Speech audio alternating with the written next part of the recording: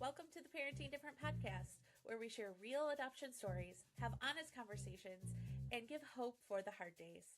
We're here to encourage parents, build understanding, and make sure that every child is seen, heard, and valued. Welcome to the Parenting Different podcast. My name is Anna Bernacki.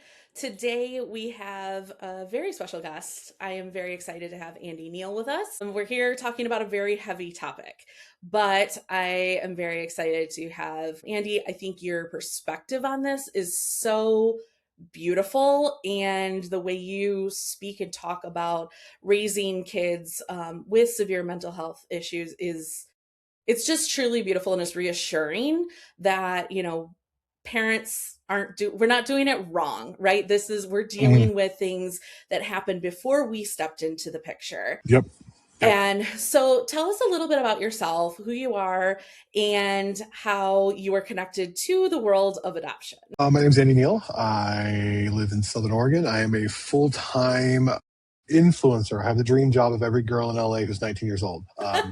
I create outdoor and mental health content. I went viral a little over 4 years ago now. I did a video called Going for a Stupid Hike to My Stupid Mental Health, and it took off.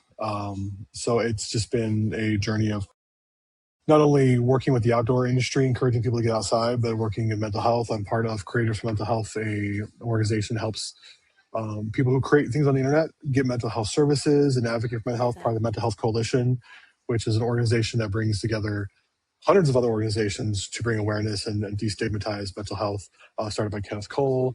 I've also worked at state level for state legislation.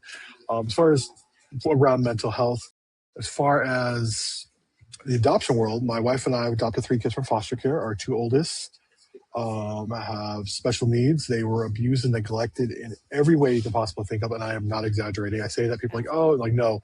If you can think of it, I'm not exaggerating. It happened. They were 2 of 9 kids, very religious, nasty, horrible things were happening. And we came into our home at age 3 and 5, and we adopted them when they were finalized, when they were 4 and 6. And soon into their adoption, coming to our home, we realized there was something just not right. It doesn't sound like an okay thing to say, but having worked with kids for so long, my wife was a teacher. She had her master's degree in education, and I was a youth pastor for several years. I had worked with, most difficult of teenagers. And we had, when we were doing foster care, we were doing foster care trainings. We were the parents that the DHS or CPS, depending on whether we're in California or Oregon, would come to us like, hey, can you teach this class? Can you do this? Can you do that? Or, hey, this foster parent's struggling. Can you meet with them for coffee or stuff? We were the parents. Yeah. But these kids, we were like, in the adoption community, we've heard about, attachment issues, and we've heard of RAD, but it was just always explained as so rare. But they were diagnosed with reactive attachment disorder. Essentially, at a young age, they were 2 of 9. They were never held. They saw adults as a threat. Only thing they knew about adults, that adults caused pain. Their needs were never met. They would literally be crying, and no one would come and help them. So their brains had to learn how to survive, and they never learned how to form proper loving attachments. And that was kind of our foray into it. They're now 16 and 18. Our oldest just turned 18, and they are no longer in our home. Our middle, our son, who's 16, he's in a disability service home. He also has autism spectrum disorder, which I've met a few other parents who deal with autism and reactive attachment disorder. There are some practitioners who say those things are comorbidities and they can't coexist. Oh, they can coexist, and it's neurodivergence. It's just the brain works differently, but then you pair that with the fact that the brain literally was damaged in an early age because of reactive attachment disorder. It's scary. And our oldest, wants something to do with us. She just got out of a correctional facility. She's kind of in a transitional place right now, and we have no contact. And we have seen the gamut of behaviors and of treatment. And living in Oregon has ranked anywhere between 47th and 51 for mental health services for children and teens. Wow. It's been absolutely horrible and gut wrenching trying to get the mental health services. Um, we've been doing, adoption and foster care since year 2 of our marriage. We're about to go into our 20th year of marriage. Something we've always done, but Yeah. nothing pairs you for RAD. There's just no amount of classes, no amount of training, and then when you have these kids with RAD, no amount of love. Or my therapist put it the best way. It's like you can't CBT your way out of RAD. There's no No. doing it. You can't. No. You can, because that's how every time we do treatment, I'm gonna get more into that. But they're like, "Oh, we're gonna do CBT." I'm like, they could teach, and they literally could teach a class on CBT. They know all the steps. It's not gonna work. Yeah. So, And I think that's a very big misconception. These kids are not, they a lot of times you assume, or society assumes, that mental illness is paired with cognitive disabilities or mhm. learning disabilities, and that is not the case Nope, with these kids. They are intelligent human beings. extremely. So intelligent. I mean, I've always said my daughter, and I said this from a young age before things went sideways, but I've always said she's either going to live on the streets or be the president, because she's so extremely intelligent. It's going to be one or the other. And it's where she decides to direct her energy. And it's absolutely, they learn from such a young age to manipulate, to Hmm. figure, I mean, they're having to feed themselves, they're Yep, having yep. to care for themselves at such a young age, that they are so smart, and they can work around, they can spin circles around the most trained therapists. Oh, yes, yes. It's funny you say, like, they've learned to take care of themselves. It's survival for them. Right. First time we ever went camping, we were in a group camping church situation, and some of the older youth were like, "Hey, can we take your kids down by the creek here?" And okay, sure. And they came back covered in blackberries over their face, and we're like, "Whoa, what happened?" And it's like, "Oh, well, we saw food and we were hungry." They literally, our children literally had to forage. I'm not exaggerating, forage in the Yeah. forest for food. They saw blackberries, and they had just eaten dinner, and they just gorted themselves on blackberries because that's what their mind is like: get it now, or you're not going to get it. Yeah. It was just weird little things like that. Like, normally, a 4-year-old like, "Hey, mom, can I have some blackberries?" Like, no, they saw food and didn't matter where it was, and they just went for it. And it's weird. It's survival, and you can't. It's not a cognitive issue. It's just them trying to get ahead, and that's where the manipulation comes in. It's like, what can I do to get what I need to survive? Right. And it's heart wrenching, and it's difficult, and it is a brain injury. Um, More and more therapists and practitioners will see it and treat it as such because it's so Right. misunderstood. It's so just people say it's so rare in the mental health community that they don't even bother to learn about it. Where I think it's way more common, especially in adoptive circles, than anyone's willing to admit. 100%. Yeah. And I think knowing about it and understanding it and having more resources available to adoptive parents is going to minimize the disruptions that inevitably happen. I mean, I know so many families, and I don't know if you've had to face these decisions too, but where you're faced with disrupting in order to get the services. Like, they would go back into the system just to have services available. And then, of course, you get charged with abandoning a minor, and it becomes this whole thing. And I know families going through that because it was their only choice. And that is Yep, so wrong. It should yep, never come down to that, yep, ever. yep. And the only reason it did not come down to that for us was because I was an influencer. We had gotten to the point with our oldest that we were told by people at the state level, the only way you're going to get her the services she needs, and for our youngest, we had done all this stuff, is to relinquish your rights to the Department of Human Services, child welfare. And so I just went online. I'm like, "Hey, everyone, here is what the state is telling me."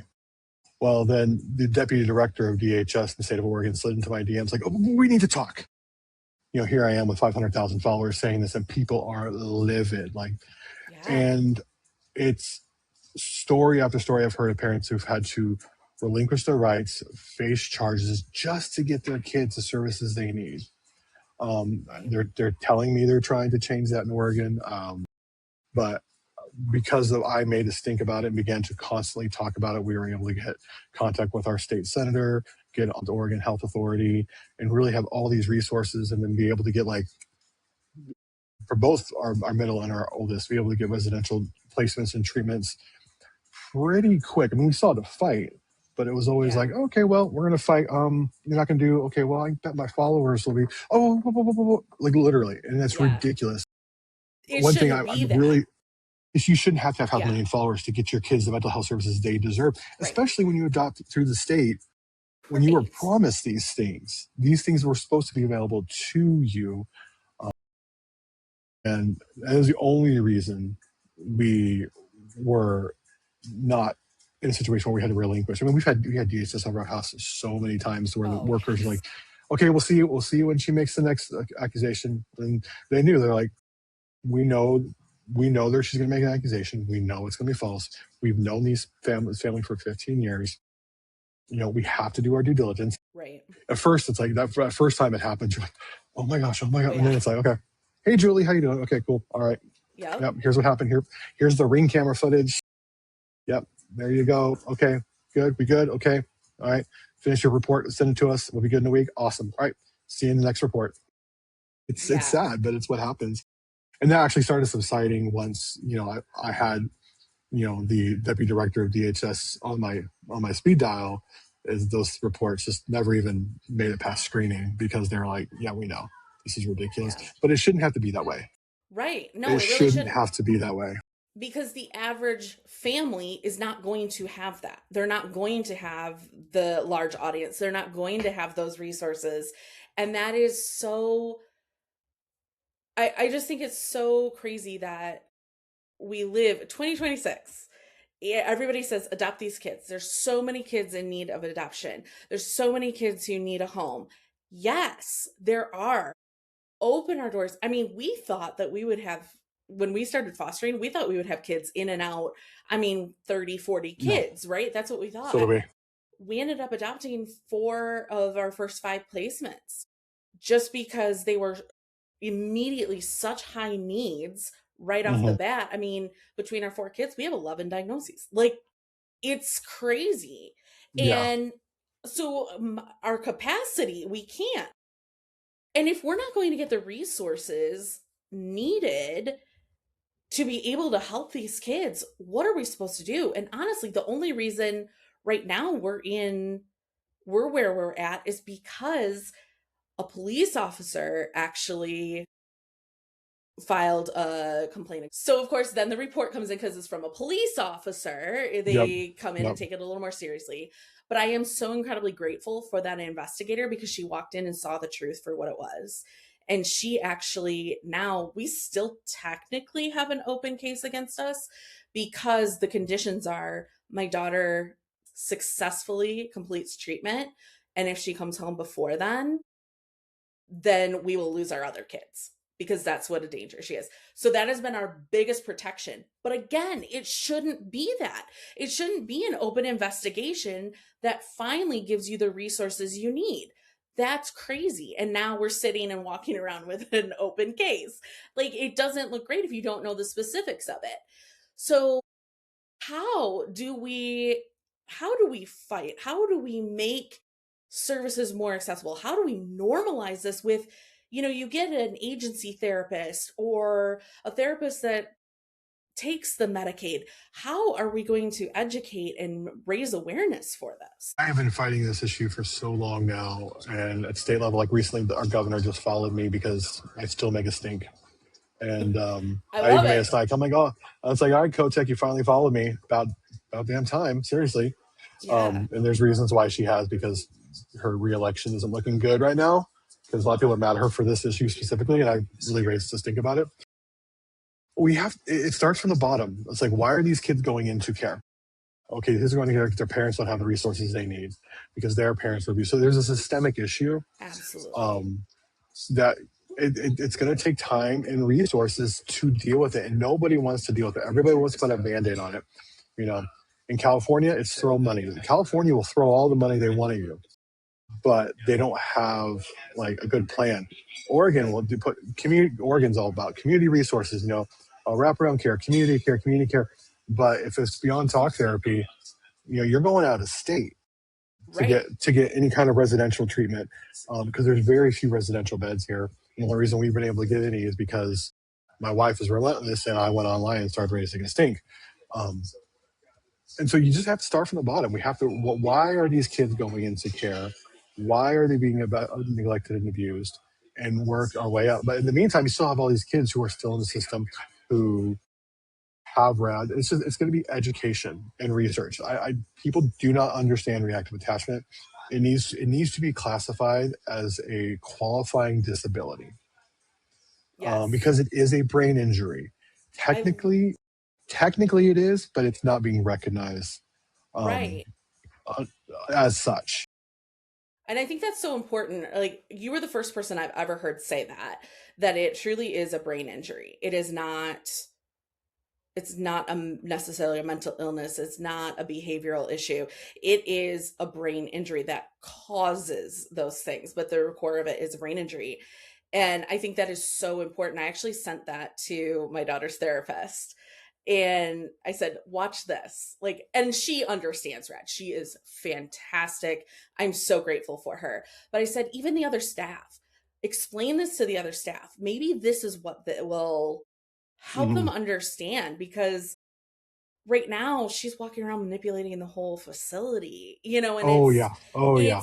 it's insane. I mean, we are just these horrible parents, and she's so neglected by us, and we put her there for no reason. Like all these Yeah. I things. mean, to get people perspective on a RAD kid's mindset, like for instance, we had an instance one of our children said, went to school and said, we were starving them. We get a call, the DHS gets a call. They say you're not feeding them. And we're like, oh, we were out of Fruity Pebbles this morning. That was their favorite cereal. They demanded we go to the store right then and get them Fruity Pebbles. We said, no, there's eggs, there's bacon, there's other cereals. Right. You can have that. They would not eat. They will only eat Fruity Pebbles. So they didn't eat breakfast this morning. That's on them. Other food was available. Right. They then go to school. Oh my God, yeah, I can't focus. I can't. And that's just how their mind works. To get what Yeah. I want, I have to manipulate adults. And so after that, we started logging everything. And then we started doing ring cameras and stuff like that in the common spaces. Obviously, you can't put in the bathrooms or bedrooms, Sure. because it was like, I'm tired of having to explain myself. I'm tired Yeah. of having to say, yeah, they did. They just didn't get their favorite cereal. So therefore, they're starving. That's just, finding that separation between, you're like, oh my gosh, this kid is so manipulative, and you get so angry at the same time. It's like, that's just how their brains are wired.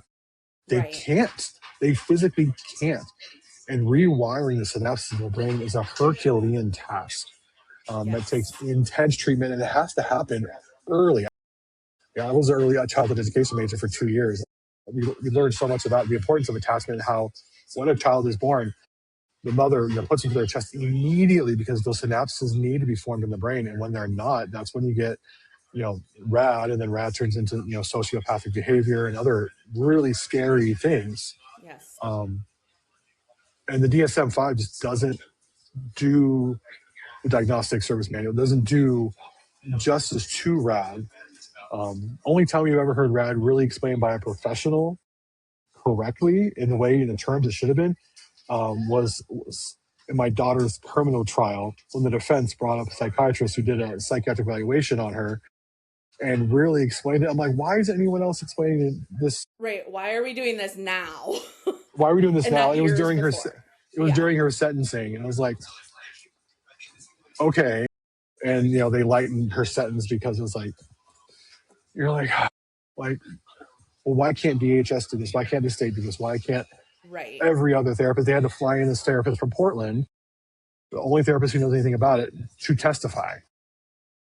It was ridiculous.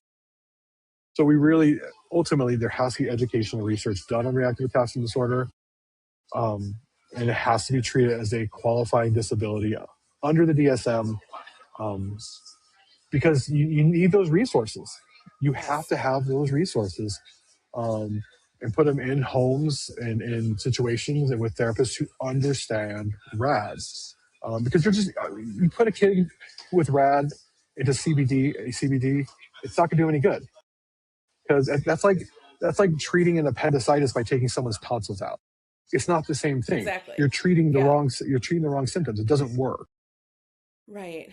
And nobody, that's the thing, is nobody really understands that. And so by the time you go through all the different therapies, multiple hospitalizations, stabilizations, like you're going through all of these steps.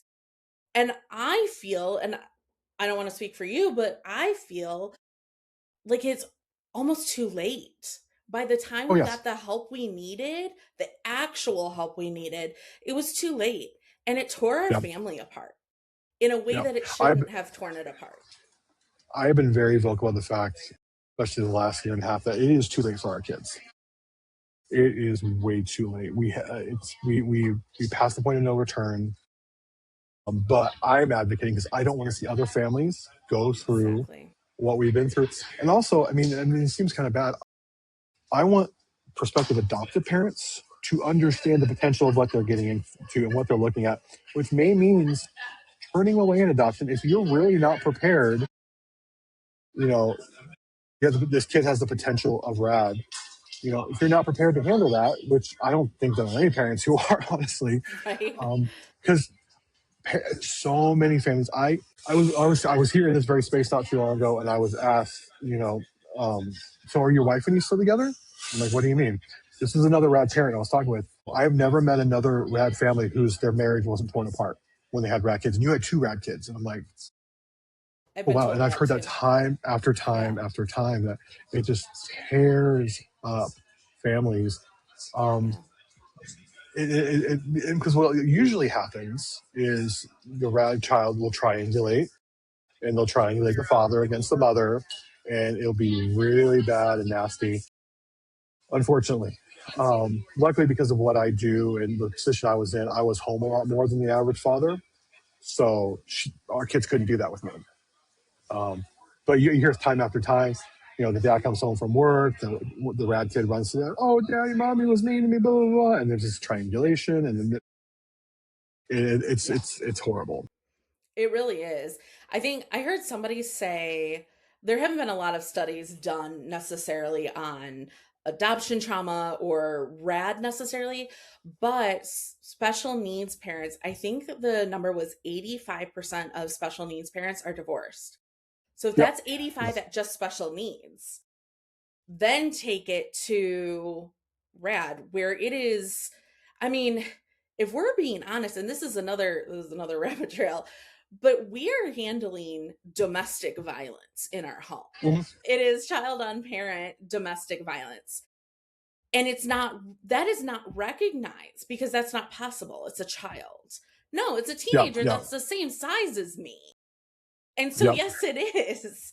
It is Yeah, very that's embarrassing too. possible. When you go into urgent Yeah. care and all you were doing was like there was one time I was just bracing the door trying to keep my child from running out, and where they were bracing, they just started pounding their fist onto my hand, and it swelled up huge. I had to go to urgent care and make up something because I wasn't going to tell them my 8-year-old broke my hand by Right. punching it. You're just like, okay, I heard about mowing the lawn, whatever. It's just because no one will believe you. No No one one would believes believe you. you. Or they'll make assumptions that there's more to the story. Like even that police officer that came into our home, he couldn't Yeah. fathom that what had happened, what we had said happened, actually had. He could not Mhm. fathom that. And so he made assumptions that there was much more to the story. And Yeah. I mean, that story by the time I got to the hospital, I had to sit in the hospital for 18 hours with her waiting for Mhm. placement. I was treated like the aggressor and I was the victim. And Yep. I'm Yep. sitting there with her. I'm not leaving her side. I'm not, because she is my daughter. At the end of the day, Yep. she is my daughter. And I'm not going to Yep. leave her side. But I was treated like a criminal when I was the victim. And I think that that was really hard for me to say out loud because as parents, society tells us that you should die for your kids, right? Yep. Love Yep. your kids so much that you would die for them. But what I had to realize is there's a big difference between standing between them and danger and dying for them or offering yourself up as a sacrifice. Yep, yep. Which you can't do because you can't help them. Right. It's the old adage of you put your mask on first before you help your neighbor on an Yes. airplane, and you have to be able to help them and assist them. And but when you're being abused by them, or for us, we had a much younger adopted child who was neurotypical. Had we adopted her straight from the hospital, and she just never went. She came to our as a foster plane straight from the hospital, and then just never went home. Um, Yeah. We have two of those too. we're having to protect her and Right. keep her from all the trauma. It's like what do you do? What do you do? And it's extremely frustrating, extremely there are no words. There are no words Right. because no one wants to believe that this sweet little 8-year-old kid is capable of these things. Right. Um, but they are, and it's trauma runs deep, and the trauma and the fact that just you never learn how to properly attach to someone. It really messes with people and their behaviors, and I Yeah. think people are beginning to realize it, but it's going to take a lot of work. It really is. And I've seen even just in the last 2 years, and maybe it's because I've been fully immersed in it and this is now, this is my reality too. But I feel like even in the last 2 years, parents are now at least saying it out loud and admitting it because there is just so much shame that comes with it. How many times were you told that it was a parenting issue? And that you just needed to be a better parent. And I'm told that all the time, even still now, people will be like, well, if you just parented better, or did you try timeouts? Yep. Oh, please, no, never thought of that. Like, yes, I've done literally everything. And I have advocated, I have fought, and I have no regrets. I have gone and applied to every grant, every facility, everything. And at least I can walk away saying, I didn't cause this and I am a good parent. And I think that's so hard when you have the professionals telling you it's a parenting issue. And it's just so humiliating. You're like, will anybody believe me? And then you do start to question it. Maybe it is a parenting issue. Maybe I am doing this all wrong. Maybe I wasn't equipped. Maybe they're better off without me. And that's just it's an awful way to live because these things are not solved quickly. They just are not. They're not. They're not. Yeah, I don't. I always come back to the fact that only way I got our kids any help at all was the fact that I was an influencer, and it's going to take a monumental shift within the mental health community, but also within mental health professionals understanding RAD to make anything change. And the number of times, because I've been posting a lot about RAD, I've been talking about our kids the last 2 years, RAD specifically the last 6 months, Yeah. and to have so many parents message me daily saying like, you put into words what I've been feeling, this could have been our, I hear you put in the words that I've been feeling, and this could be our story, over and over and over again. And there's just so much guilt and so much secrecy around it, and I'm tired of that. I'm tired of people Yeah. shoving this under the rug. I'm tired of people pretending like this doesn't happen. I'm tired of people just gaslighting us into thinking that we're the problem. And don't get me wrong, there are bad adopted parents out there. Of course I've there met are. them. Yes. Yeah, they're Yes. horrible. But with a child with RAD, you have to understand what their brain is wired to do, and they're doing it. Reactive attachment disorder, they are reacting to a parent trying to form an attachment. That's Right. what we were trained to do in the foster parent class. And you want to Right. attach it to do these things, foster attachment. You're doing the fostering attachment. Guess what's happening? They're rejecting it, and they're seeing you as a threat. And so, and the only time therapists ever see it is if a therapist sticks around long enough, Exactly. 3 to 6 months or more, where they start to be a little bit of a rapport there. Then they start to see it from the kids. Well, unfortunately, especially with foster and adoptive through the state, you're dealing with community care. So these people are Right. rotating through over and over again. It's like a revolving door. Absolutely. Well, and two, these kids are so charming. Like the most charming. I look at my daughter is one of the funniest. I mean, she's just absolutely hilarious. You cannot help but love her. when you meet her. She is so hilarious. She's cute, and she is just like I mean, when you look at her, you're like, there's no way this anything could be wrong. No way. But the reality is, it's very different behind closed doors. And so, like, teachers loved her. She was so Mm-hmm. popular at Mm-hmm. school. Yep. And so that makes it even harder to be believed because everyone else looks at your child and goes, there's no way. Yep. Absolutely no way that's happening. Yep. Same with ours. But I mean, especially our oldest. She is so charming, so cute. Oh, she's such a pleasure to have. But also she like knew everybody, but didn't have any friends. And same with our middle Yeah. child. Like everyone knew who she was, and they like, oh yeah, that's so yeah, yeah, yeah, but never could really form any deep, true friendships, which is a huge sign of RAD. No, it wasn't just Yeah. being introverted. It was just like they're triangulating, and we see that as they move into adulthood when they would run away.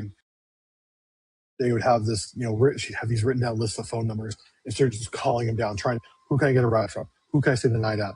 As she's running from the police, because Right. everybody's a tool, everybody's a resource to Yes. her, that she needs to manipulate to get what she thinks she needs. Right, exactly. It's about the moment. They never think beyond that moment. Oh, never, Ever. never. There is never any planning. There is never any realization that Mhm. there are real consequences that could change the course of their life. It just never crosses their mind. It's all Yeah, about and what even do I need and even right when you now. explain that to them, you're like, here is what's going to happen. Do you understand? Yes. And then they run the other direction. You're like, Yep. okay, like literally, you've had cops saying, if you run, we're going to chase you and we're going to put you in cuffs. You understand? Yes. Are you going to run? No. Okay. They run. They chase her down, put her in cuffs. Like, why are you doing this? You're hurting me. You're kidding. We're like, and we're all the same. We're like, oh, we got you. We got you, officer. We're good. Like, Right. you told her. We're good. Right. Like, we're not It going makes to you say, feel crazy though. Because there yep. are times you're like, Yeah. wait, did we have that conversation? Or did I just have that in my head? Yep. Because it does Yep. make you feel crazy. It absolutely And that's why does. we started. That's why we started doing the ring cameras and things like that, Yeah. because it was just like, oh wait, did we not, or do we have that with her brother who's feeling a similar thing? Right. You're constantly just like, I hate when parents come in and they talk about dealing with RAD. That's now one of the first things I say. If you can afford getting ring cameras and put them in all the common areas, and Yeah. make sure you're having all conversations, everything in front of that thing, make sure it's working, pay for the service where it gets recorded, and you can just clip the clip and send it to whatever worker or officer. Like, here's what happened, officer. Here's what happened, caseworker. Um, it's going to save you a lot of pain, because then they'll. What's always funny about those things is they can always see the context. Like, oh, when she said this, I can see where she got that, but in the context of everything, it's a blatant lie. Right. Right. I have cell phone recordings that I've just Mm-hmm. propped up the phone, and those have saved me. Like, and Yep, it we seems did. We did. so terrible to record your child in those moments. But Yeah, we did. it's GoPros in the dash on the front and back, because our oldest, a big place where she would get triggered was in the car, and it get mhm, very, very dangerous. We'd have to yeah. call the police while we were on the side of the road, and they'd be like, "Well, what happened this time?" Like, okay, well, here's the footage, and they, why we use GoPros? I could just pull it off my phone from the GoPro, like, Oh yeah. clip the footage. Here you go. That's what happened. Yeah. Good audio and everything. And this sounds so extreme to somebody It does. who is not dealing. It sounds like paranoid parents. It sounds Mm-hmm. like super control, Mm-hmm. that were the manipulators is what it sounds Yep. like. But when you've Yep. lived this, it is so horrific. And I think the other we talk about as parents and how this has impacted us as parents, but younger siblings. That is something that has really, like, truly, our family is torn apart because we Mm-hmm. have younger siblings who don't comprehend what really happened, and they love that sibling. They love their Yep. sister. Why isn't she here? Why can't she Yep. come home? Yep. And it's very hard. And then there's anger towards, well, why don't you go get her from the hospital? Why don't you go Mm-hmm. get her?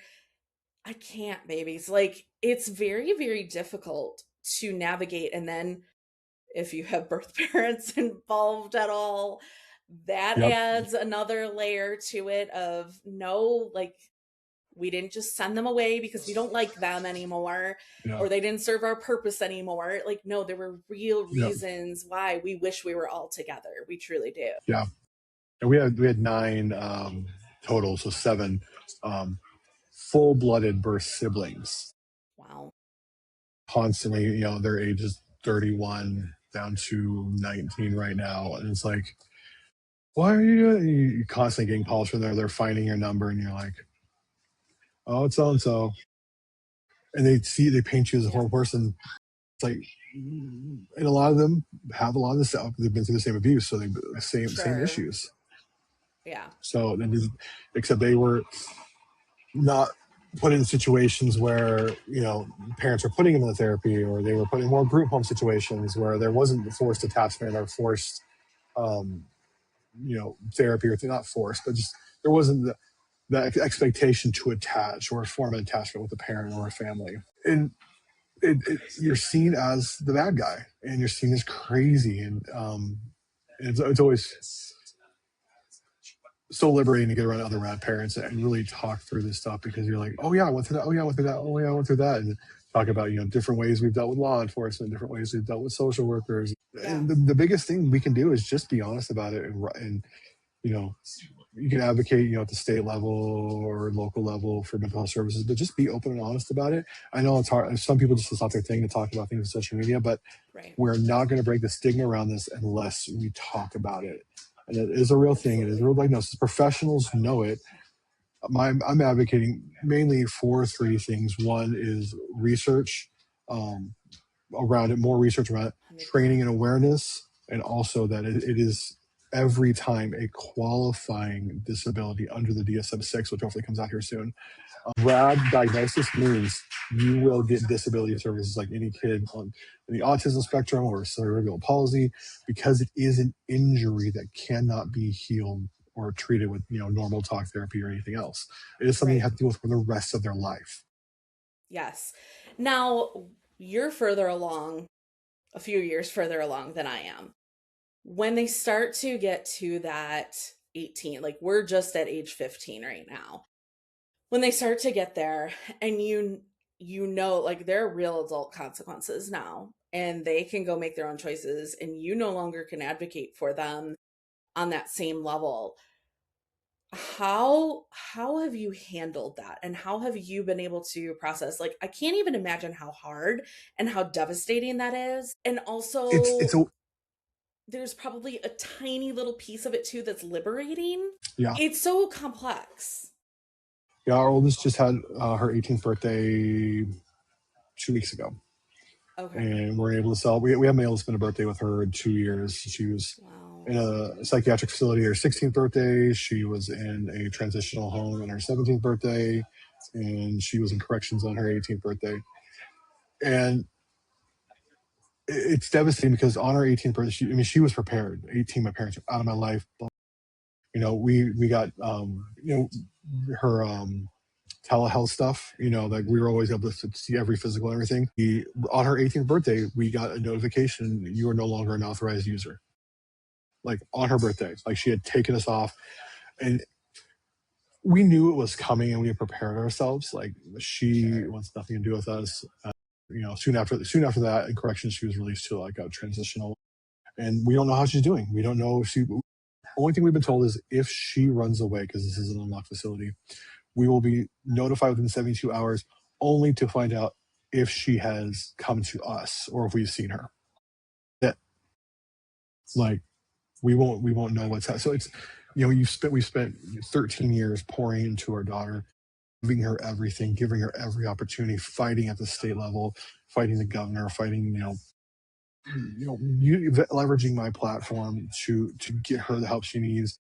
And I believe really helped a lot of other RAD parents and parents with kids with other mental health issues. And she just can't see it. And then there's a flip side of that. There's this relief knowing that, when you have a kid in a facility, a lot of times like the facility can't handle the behaviors, like, oh, we have to discharge because it's just too bad. And so we need you to drive 2 hours, come and get her. And then we'd come and get her. She'd go crazy in the car. We'd have to call the police or the sheriff, local sheriff. They'd come get her. They put her in. It was the whole It's thing. a cycle. It just never ends. But It's a cycle. it's a cycle.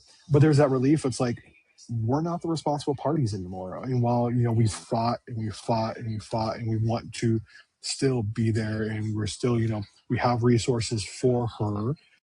It's like, get on your feet, do these things, go to therapy. We can get your phone bill set up. We can help you get into stable housing. These things are ready for you. We have the resources here available. Yeah. But you have to come and take them.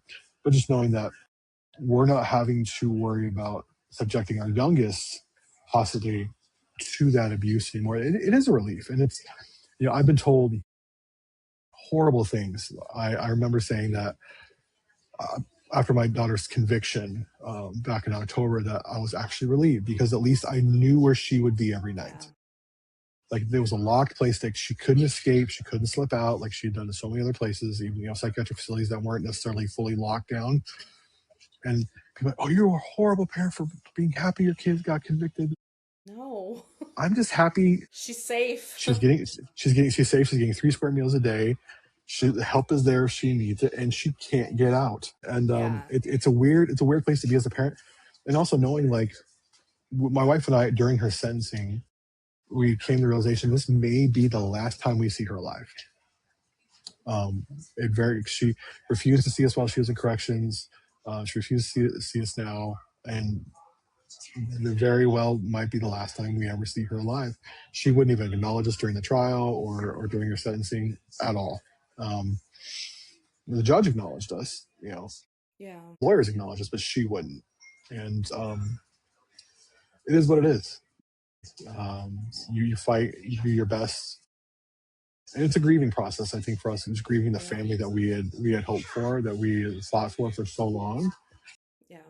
As of right now, for all intents and purposes, we're a single family or a single child family. We have our daughter; she's 13, and it's the 3 of us. And, we're taking this time to, I don't want to say make up, but really, make up for lost time because we spent so much time dealing with her sister and her brother, constantly driving to Salem, driving to Bend, driving to Portland, all these appointments 4.5 hours away. That we weren't able to give her the attention that she needed. Now she gets it almost to a fault now. She calls us helicopter parents. She's like, what do you need? What do you need? What do you need? But she's done a really good job because she's straight A student, National Honor Society, plays AAU basketball. She's amazing. Despite everything she's been through, she's really risen to the occasion. And we want that's for her. But now we're like trying to make up for that lost time. But we wanted a family of 6, 7 kids. We thought we'd always have foster kids coming in our house, and it's just after about 6 months of having those 2 before the adoption was finalized, we're like, we can't take any other placements. We can't because these 2 are just too much. And little did we know, we were just getting started. It was Right. Things were just starting to get bad, and it was intense. And I would not wish this on my worst enemy. No. The complexity of the emotions, the heartache, the danger, the physical danger you are in, and the what it does to your livelihood. My wife and I work with kids. Like, I can't have DHS coming here and threatening charges. That's my livelihood. It's gone. At the time, that's what I did. My wife too. Like, and we're like, do you not understand what we do? Like, one charge that we're done. Like, then we can't provide for it. Luckily, it never came down to that because I went viral, which sucks. But it's this constant fear that you live in, and I think I'm so thankful that I didn't know the future, because I would never have walked this road. Never. You'd be crazy to voluntarily do this. Yet at the same time, I don't have regrets because I have grown so much. My relationship with my husband, I mean, we survived for one, but honestly, it's so much better now that she's not in the home, which sounds terrible, but again, that triangulation isn't happening. So now it's like, oh, we do like each other. That's right. And but now also, like you said, that making up the time, I'm also looking at, I like parenting again. It's fun. I like having fun. Yet I Yep. feel so guilty that I'm having fun without her. And it's just Yep. that constant, I am always acutely aware that our family is not whole Hmm. and cherishing the time that it's Yep. peaceful. Yep. Yep. And that's not a comfortable place to be. It's not nothing. It's not something any parent should have to deal with, and it comes down to adoptive parents. It comes down to a misunderstanding of what reactive attachment disorder is, and parents not being prepared for the possibility of it. Right.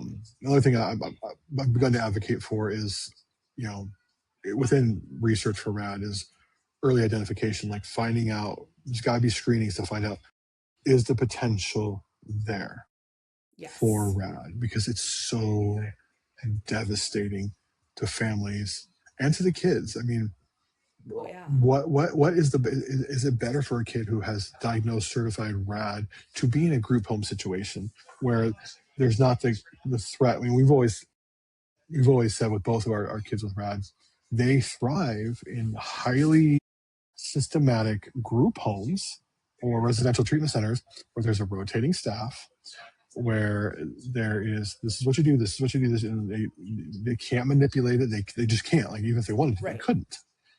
Um, is that better for a kid with RAD? Is that going to help them become more well adjusted? Um, because putting them into, a loving family situation is instantly a threat, and then, Yeah. there's things can be fluid. You're constantly having to deal with this one person or these two parents, and I don't know the answer, but we have to figure out a better way to deal, beyond the fact that we need to prevent this from ever happening. These kids are Right. experiencing this abuse and neglect. Once you have a child who has RAD, what is the best situation to put them in so they have the best chance of survival, but you're not destroying these families who are willingly bringing these kids into their home, Exactly. wanting to help or wanting to start their own family or both. Because for so many, the tragic stories with RAD far outnumber the success stories, as far as, like, you know 100%. spouses staying together, a family staying together. It's there's a graveyard of broken marriages right now, of broken relationships, because of RAD. Yes. And I think too, even looking at the outcome for the kids too that have RAD, if they are treated earlier, I mean, like we said, such intelligent, Hmm. charming, incredible human beings that don't deserve to live like this. That has to be such a miserable brain to live in. Oh yeah, I mean, And our oldest graduated from high school a year early. She figured out how to yeah, graduate I a year believe it. early while she's in corrections and dealing with all the seat. She just knocked out the credits and she graduated a year early. Yeah, It's like, I believe it because what the heck? they're so intelligent. Like, put that energy into something else. But I Yes. think it's it's so tragic that our kids are ending up like this because they Hmm. deserve better. And if it was treated younger, if it was, I mean, truly, honestly, if I look back at how many times the system failed, it was not until adoption had been completed, they were on our private insurance, that we had access to the diagnostics and everything to get treatment. And by that point, the system had failed them. I mean, the system had failed them a million times before they even got to our home. But even then, we're continuing to fail them through the next few years. And so we have, like, yes, we have got to screen this early. We have got to provide services, very direct and the right services, not Yep. just CBT. Like, Yeah. we've got to have the right Yeah. services for them Yeah. to really help. Yeah, that seems to be the answer for everybody. Put them in the CBD therapy. Like, no, because there is also just a huge lack of mental health service providers, especially in Oregon. Yeah. When you have kids, adopted in the foster care system, the services that are available are community-based services. And a lot of those therapists are straight out of college. Yes. Bless their hearts, Or love them doing to an death, love them. internship. They're doing an internship. They're trying to get their hours, and the reason there's so much turnover is the time they get their hours, they're out and they're in private practice. Which, Exactly. frankly, I wouldn't want to see. I've been in a lot of those community mental health centers, and you're just like, I thought my kid was bad. You're Right. like I wouldn't want to have to deal with that day after day after day after day after day. So yeah, I would go into private Absolutely. practice too. I don't blame them, but that's not serving the kids. That's not serving the clientele at all. Right. And how can we make good therapists accessible? Because somehow we've got to be able, the state has to be willing to pay what a good Hmm. therapist costs and a Yep. knowledgeable therapist costs so Yep. that we can get them into those. It shouldn't take adoptions and private insurance and all of that to get to that place. It just shouldn't. Yeah. And it the, the amount of times we've had to advocate because our adoptions were finalized through California. We'd have to go to California to beg for money to pay for this or that. And then because we're in Oregon, because there's the interstate adoption agreement that basically says if you adopt if you adopt in California and you move to Arizona, you get the same qualifying Medicaid services and things in the Okay. different states. So we adopted in California and then immediately moved over to the border to California after their adoptions were final. So we were able to get like Medicaid and stuff in Oregon. You know, we needed these much higher level of services, which because we were in Oregon, we couldn't get because those services were in California, and so we had to get money from California. It's complicated and weird, and And it there just shouldn't needs to be. have to It be that shouldn't way. have to be. Now, if you're telling me like, oh, you can move to Oregon and there's not going to be a problem, you'll have this exact same services. No, you won't. No, you Right. won't. And even like where we were at in California, we were in rural California. The places that we needed to get them to were in Orange County. 10 hours away. That wasn't going to happen. Right. It's so disjointed and it's so just a hodgepodge. It's going to take. I had someone from the Oregon Health Authority ask me, like, do you think we need to reform the system or blow it up? And I said, honestly, blow it up. Because Yeah. yes, we need to figure out what we need to do with the kids in the meantime, but it's like what we're doing, the foundation is cracked. We cannot keep building on a foundation if it's cracked, and we have to start over. And you have to be willing to do that. Nobody wants to do that because it's going to, one, admit they've been doing something wrong for a long time, but two, Right. you're going to have a lot of tragedy that happens in the meantime. But right now, we're just putting band-aids on gaping wounds, and it's not working. We're treating the Right. wrong symptoms. You're putting your finger in a leak in the Hoover Dam, and it's leaking, and that thing's going to blow up. That's why Oregon's been featured on PBS NewsHour, NPR about the mental health crisis here for children and teens specifically. We Wow. rank 51 out of 51 because no one is really willing to just be like, we need to overhaul the system.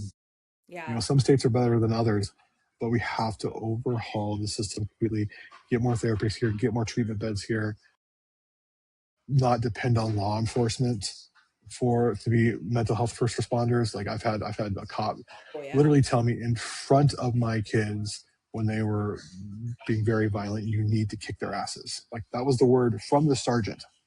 Yeah, he was reported, and that's been well documented. But it's like, But again, even education for our law enforcement, they need to be able to yeah, recognize a mental health crisis versus yeah, bad parenting. yeah, Like yeah. they are not the same. They are not the same, and they just see you know they see it all as the same. Oh, domestic dispute, and they come in. You know, it's it's extremely frustrating and it's disheartening. And like I said, I'm relieved that we're coming out of it because Yeah. I can live my life. I'm discovering who I am again.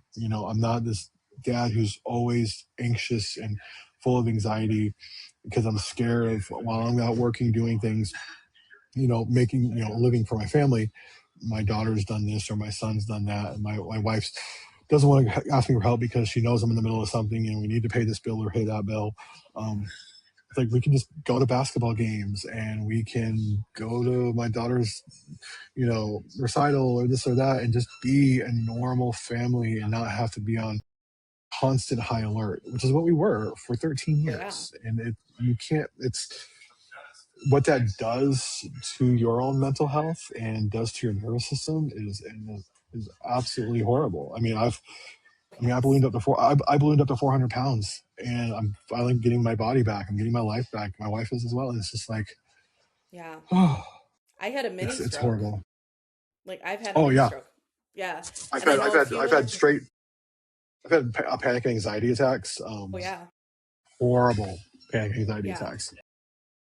It's so much. And I think, when we talk about this, I don't want to scare other parents, who are Mhm. considering adoption. And this is, yes, we need to talk about it as more normalized. It still is not normal in the adoption realm. It's not the It's not, majority of kids. This is you know, still rare, but we do need to talk about it because it's not as rare as we once thought it was. What would you say, kind of as we wrap up here, what would you say to a family who is just getting this diagnosis? They're just walking down this road. They're looking at it going, we're, preteen maybe age, mm, young, and they're going, what are we in for the next few years? Well, what advice would you give them? I would first of all say you are you are doing your best. You are enough, but you're not going to be enough for them. Yes. And you have to learn to accept that you are everything you need to be. You have all the tools that you can use. They're not going to be enough though. And that's not on you. Right. That's not on you. These kids' brains are not wired for that. So make sure your relationship is strong. Like one thing that my wife and I keep going back to that saved our marriage is we had respite care available to us. That's So we are huge. constantly Yeah. taking weekends. We are constantly taking time where, they would go and be someplace 2 or 3 days, and we could just go, just the two of us or us and our youngest daughter, because we couldn't leave them with grandma and grandpa because they were just so violent. Right. You Yeah, can't you do it. can't. So they needed to be left with trained professionals who could handle the behaviors. Um, so strengthen, with your significant other, your spouse, strengthen that relationship. Get into therapy because what you're dealing with, we're not built as parents to deal with this. We're just No. not. And No. therapy, especially for men, don't be ashamed of it. It's not. My wife and I we've done family therapy with our daughter and me and her. We've done marriage counseling around these things. We've done individual, and we continue to. I'm going from here. I'm going straight to therapy after this. It's you have to be willing to say I'm not okay, and that is okay. Um, Right. And it's not because your you need fault. it's not your fault. And there's the practical things like, you know, if you get cameras up, um, document everything.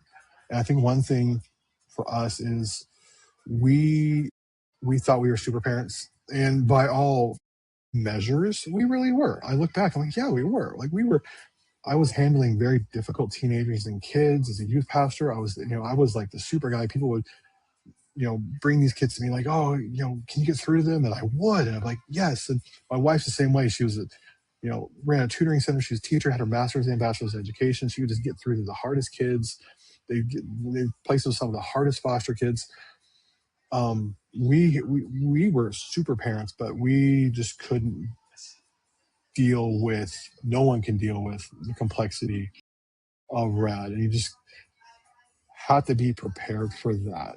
So Yes. get as many people around you as possible, because we didn't ask all that to say we didn't ask for help soon enough as far as like We didn't. complex stuff. Like really reach out, start start calling police. Like if they're violent, call the police.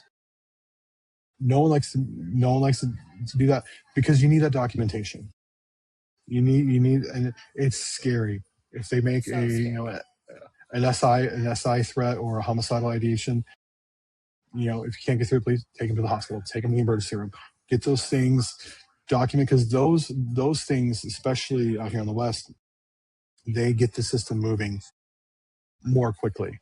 And I hate that, but when it comes down for referrals, okay, they've been on psych hold 7 times in the last 2 months. Okay, so that's enough to get them qualified to get into this subacute care. Then we can give into acute care, and um, so yeah, take care of your relationship, take care of your own mental health, document everything, and don't be afraid to ask for help, even if it seems like extreme, because there is the light of the tunnel is for us became when she was 18, or when we were able to get our son into disability services home. The only reason we don't give him disability services home because he also had another qualifying diagnosis with autism. That makes But even sense. then, Yeah. he is the.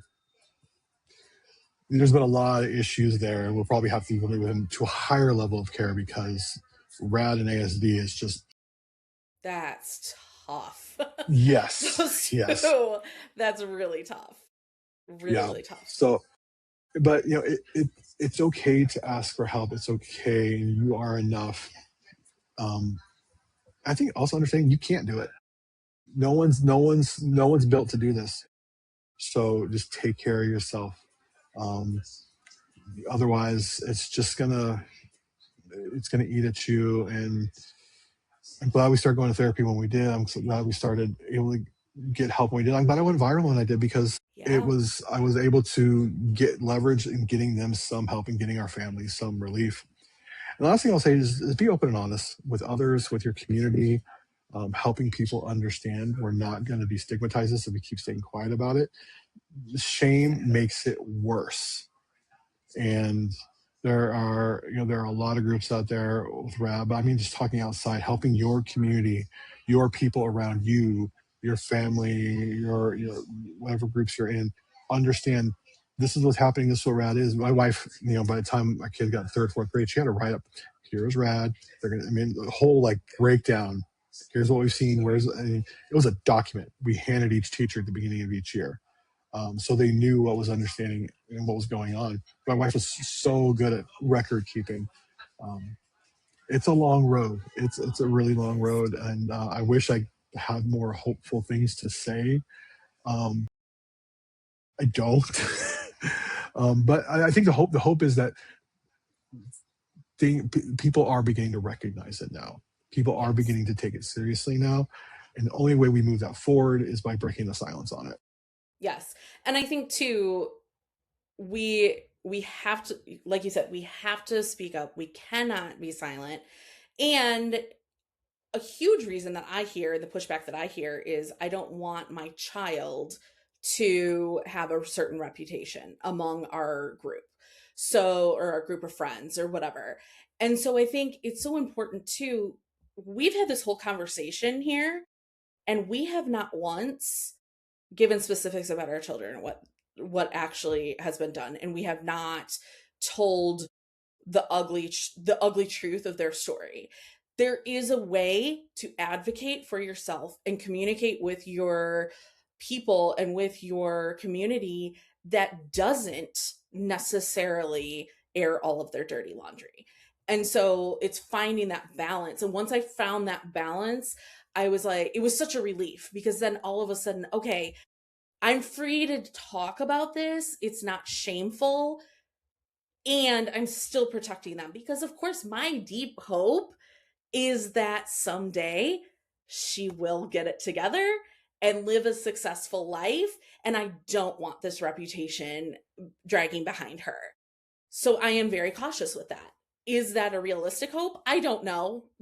But right now, that's what I choose to hope. And that's what I choose to cling on to.